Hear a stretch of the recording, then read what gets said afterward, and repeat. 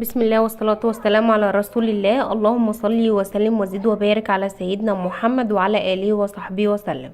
أشرف الأنبياء وخاتم المرسلين، عليه أفضل الصلاة وأتم التسليم يا رب العالمين. اللهم صل على سيدنا محمد في الأولين، وصل على سيدنا محمد في الآخرين، وصل على سيدنا محمد في الملأ الأعلى إلى يوم الدين يا رب العالمين. ازيكم حبايبي؟ عاملين ايه؟ يا رب تكونوا في أحسن صحة وأحسن حال. أهلا بكم في قناتي، قناة أسرار حياتنا، المواضيع الحمل والولادة.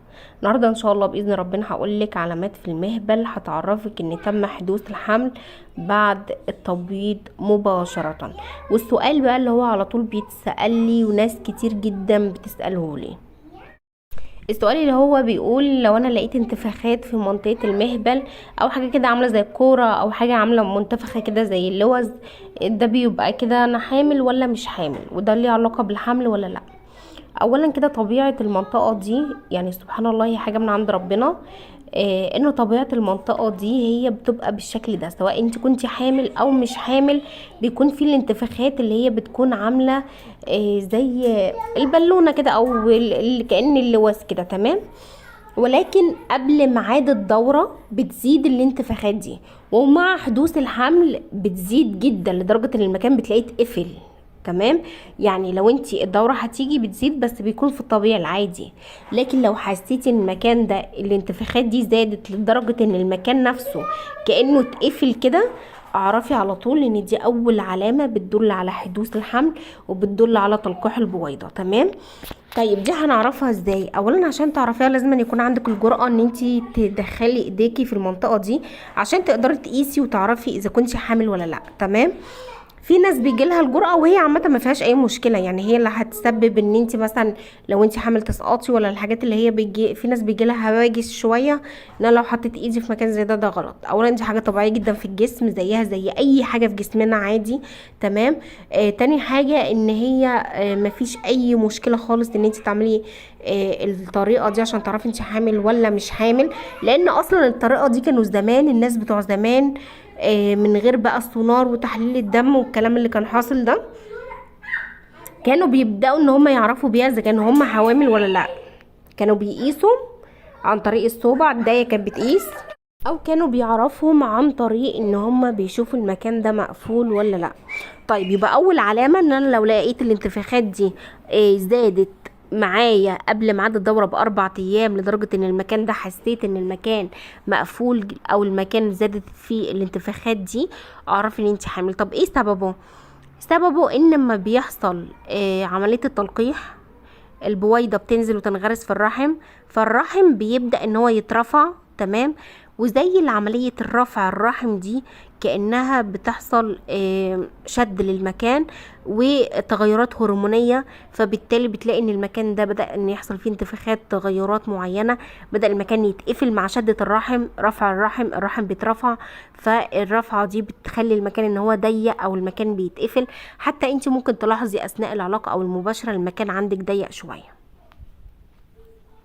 تاني علامة هو زيادة الافرازات المهبلية، وده غير الطبيعي او غير العادة. يعني بتلاقي نفسك ان انت بينزل عليكي افرازات مهبلية بكثرة، زي الافرازات المائية او الافرازات الشفافة، تمام. او الافرازات اللبنية اللي هي عاملة زي الحليب او اللبن، تمام.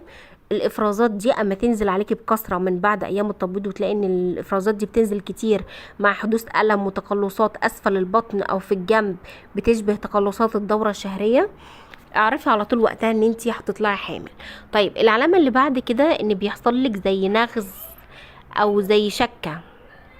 زي ايه بالظبط؟ زي شكة الدبوس، كأنك جبتي دبوس وشكتي نفسك كده.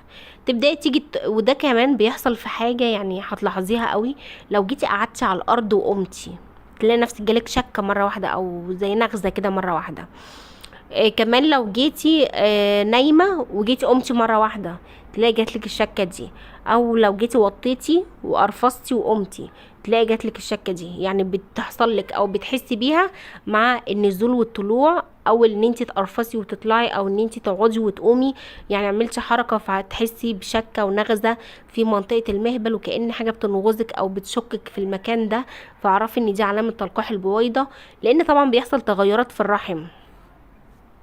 من ضمن التغيرات اللي بتحصل في الرحم بيبقى عايز يتخلص من كل السوائل اللي حواليه عشان ينظف نفسه، عشان يستقبل البويضة الملقحة، فينزل عليكي افرازات كتير.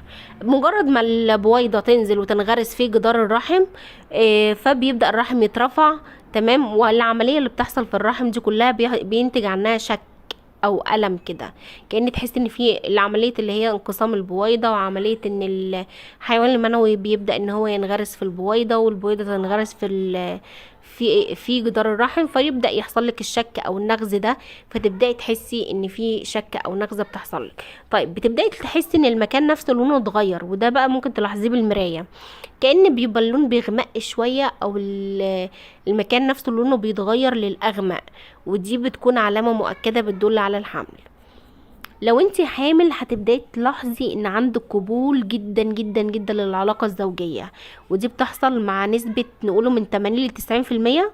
ان انت لو حامل سبحان الله تلاقي ان انت عندك قبول قبل ما تعرفي ان انت حامل، وقبل ما ميعاد الدورة تلاقي ان انت عندك قبول جدا للعلاقة الزوجية، وده نتيجة زيادة السوائل اللي حوالين الرحم واللي حوالين منطقة المهبل، فده بيخلي ان في رغبة في العلاقة او في رغبة في المباشرة، فتبدأي تحسي ان انت عندك رغبة في المباشرة او رغبة في العلاقة، وتبدأي تحسي ان انت الموضوع يعني زايد معاكي شوية، او تحسي ان انت الموضوع ده فرق معاكي شوية. تمام. طيب نيجي بقى للحاجة اللي بعد كده، ان انا ببدأ احس ان المنطقة بتاعت المهبل عندي، لو انا بقى جيت دخلت صبعي تمام قبل ميعاد الدورة بحوالي يومين او 3 ايام، لو صبعي طال عنق الرحم، يعني حسيت ان انا طولت عنق الرحم، اختبار كده بالصبع اللي هو في النص لان ده بيكون اطول صبع.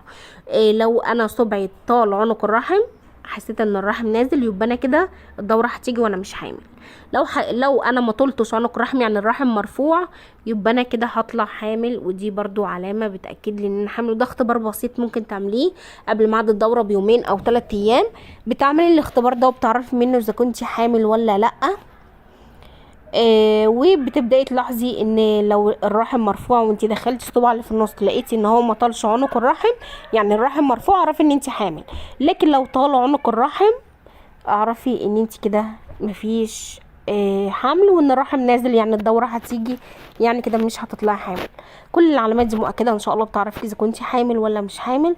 ويا رب يكرمكم جميعا الذريه الصالحه عاجلا غير اجلا يا رب العالمين. ان شاء الله اسمع عنكم خبر خير، وتيجي هنا في القناه بقى وتقولي لي ان انت فعلا طلعت عندك العلامات دي وطلعتي ان انت حامل، وتبشري البنات هنا في القناه. ويا رب يفرحكم جميعا ان شاء الله وباذن ربنا. اسيبكم في رعايه الله واسيبكم في حفظ الله، دمتم بالف صحه سالمين عافيين يا رب العالمين.